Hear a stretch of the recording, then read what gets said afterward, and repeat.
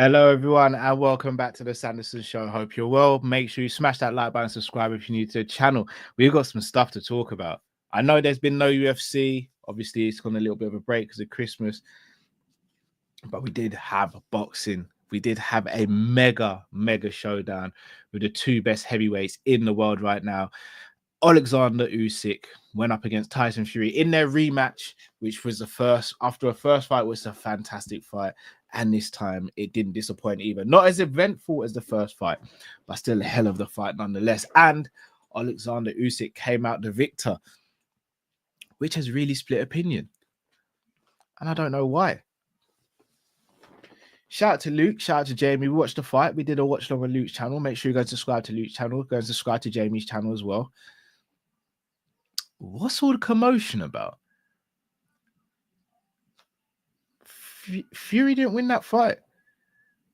Usyk won the fight. The eye test showed it.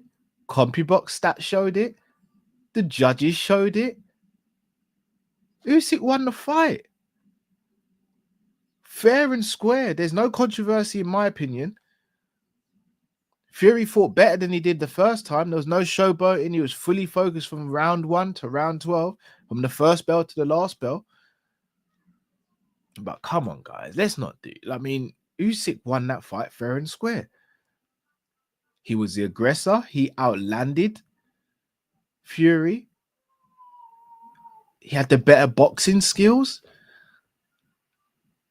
Fury was holding on. Like literally holding on to him. Usyk wasn't doing that. Fury did land some power punches, especially to the body. But let's not act like Usyk did land power punches as well. There's no controversy here. We can just have a close fight and go, yeah, good close fight. There's no controversy. Usyk is the best heavyweight in the world. And I'm saying this as someone who thought Usyk would struggle with the size of these heavyweights. Far from it. Dubois, checked off. Anthony Joshua twice, checked off. Tyson Fury twice, checked off. Derek Chisora, checked off. There's no one else for Usyk, in my opinion. Yeah, he can go rematch Dubois again. He beats Dubois.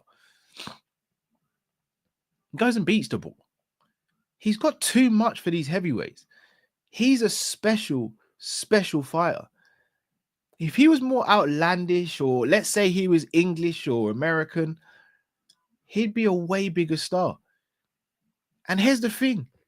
He's a very likable guy. I like Usyk a lot. I find him really funny as well. But unfortunately, he doesn't translate well to the casual fan. He doesn't have that crossover appeal. Fine. Doesn't mean he's not the best boxer in the world. It's an argument to say he's the greatest cruiserweight of all time. It's him and Holyfield. And you have to now put him in the conversation with best heavyweights of all time. And forget that. You got to put him in conversations as one of the best boxers of all time, period. Two of the hardest weight divisions. One the most glamorous, probably one the least glamorous. Cruiserweight has kind of been the least glamorous weight. But it's one of the hardest weight divisions to compete in. Dominated at cruiserweight. Goodness me, dominated at heavyweight. Dominated two of the hardest weight divisions. And I know people say, look, you got your Manny Pacquiao's who went up between 8 weight divisions. Roy Jones, shout out to Roy Jones, did the same, went up between, middleweight up to right up to heavyweight. Then you've also got Floyd, undefeated, and also went up through the weights as well. Terence Crawford, another one's gone up through the weights. Canelo's gone up through the weights. Usyk might not have, quote unquote, gone up through the weights, but you do know how much Tyson Fury weighed in there in comparison to Usyk, right? It was a 60-pound difference, if I'm not mistaken. If that's not doing weight maths and doing weight bullying, then I don't know what is. So yeah, technically he's not gone through the weights, but this is a cruiserweight who's now gone up to heavyweight. So yeah, he might not have gone through the weights as such at some of the lower weights. But let's not forget, some of the weights that Pacquiao was going through, 3 and 5 pound weight differential. Not taking anything away from the great Pacquiao, by the way. But he was going up from cruiserweight to fighting the biggest heavyweight in Tyson Fury. And he's beaten him twice. Put some respect on Usyk's name, please. A special boxer, and I hope he starts getting the flowers he deserves. Speaking on boxing, not necessarily boxing, but underground boxing almost, Bare Knuckle FC. The king of bare knuckle is Mike Perry. I don't think anyone can really dispute that. I know he took an L to Jake Paul in boxing, but if it was bare knuckle, I think we all know who'd win that. Mike Perry's called out Robbie Lawler. He says he's seen him in the crowd a few times. He thinks he should take the gloves off and come and step in the ring with Mike Perry and do a fight against Mike Perry. Now, look, as far as savages go, Lawler is one of the biggest savages to ever step foot in the octagon. Just look at his fights against Carlos Condit, Rory McDonald, not Rory Lawler. That's Robbie Lawler. Rory McDonald, two of the greatest fights you'll ever watch. If there's anyone who's savage, it's Robbie Lawler. The issue I have with this call out, though, is that Robbie's retired and he's not in his prime or near to his prime. I don't have an issue with the fight, but I also think Mike Perry, in my opinion, deserves a higher level of fighter in BKFC. I think he deserves someone who hasn't been out of the game as long as Lawler and seems to still have that aptitude and attitude to fight. I don't think Lawler wants to fight anymore, hence why he stopped fighting for the UFC. He got a fairy tale perfect ending to his career with a knockout win over Nico Price.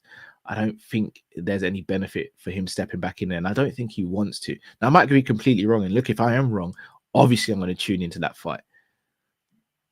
But I wish there was more out there for Mike Perry. MVP obviously stepped over and fought him. Shout out to MVP, he's an absolute warrior. Rockhold did the same. Alvarez has done it. So I'm filming. No. So I think you have to look at what's going on right now. I think you have to look at what's going on right now and do what's necessary and try and find him some opponents that's going to really push him. Because I think at this stage of his career, I think he beats Lawler. I think he does it quite easily. So I want to see what happens next with Mike Perry. I'd love to see Mike Perry back in UFC, if I'm going to be honest, because I think there's fun fights for him there. That BMF title's got Mike Perry's name written all over it, if I'm going to be honest with you. So I see what happens there. And I don't think I'm going to see Lawler in him in BKFC. And then finally, not going to be a long one today, by the way, guys. Finally, Stephen A. Smith has claimed that he would knock out Joe Rogan. I'm going to keep this short and sweet. He has no chance if him and Joe Rogan have a fight. Stephen A. Smith is one of the best broadcasters to ever grace our TV screens or computer screens or device screens, whatever you want to call it. He's a GOAT. He's not a fighter, though.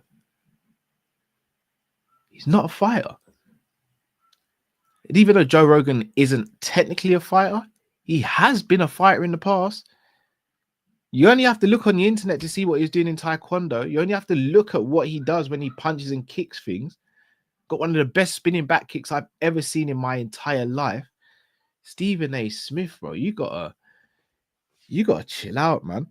I don't know where this courage has come from. I don't know if you're just trying to make some headlines, and if you are, you've done a fantastic job doing it. But Stephen A., man, you ain't beating Joe Rogan in the fight, and you're definitely not knocking him out.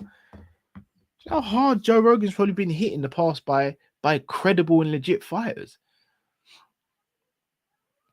With all due respect, Steve, how are you going to even fight him? You can't strike with him. You definitely can't grapple with him. Like, what is going on? Like, seriously, what is going on? It ain't happening, man. Shout out to Will. Pro fighters say that Joe's kick is something. GSP, who I consider the second GOAT, the second greatest of all time, asked Joe Rogan how to kick, how to do the spinning back kick. GSP asked him. Shout out, you know what, Boo Rider, you're right. Joe is probably on all the juice. He probably is. And he'll be open about it. He's not a fighter. He can be on all the juice if he wants. But come on, man. Stephen A., you're better than this, man. You're better than this. Don't be calling like Joe Rogan. It ain't going to end well. It's not going to end well. And look, people, I'm going to wrap up there. As I said, it wasn't going to be a long one. Hopefully, we'll be live tomorrow with Combat Catch Up with Jay and Luke if they're not too busy. But also, we'll have our New Year's, also an end of year special award show as well. So make sure you tune in for that. If you haven't already, smash that like button, subscribe if you're new to the channel. Some fun stuff coming out. And then obviously UFC in the new year. Some other things we've got planned for the channel, which I can't release yet, and some good collabs on the way. So make sure you smash that like button, subscribe if you're new to the channel. This has been the Sanderson Show. Till we see you again. Have a great Christmas if I don't see you before then. But if not, then I'll see you tomorrow. Take it easy, everyone.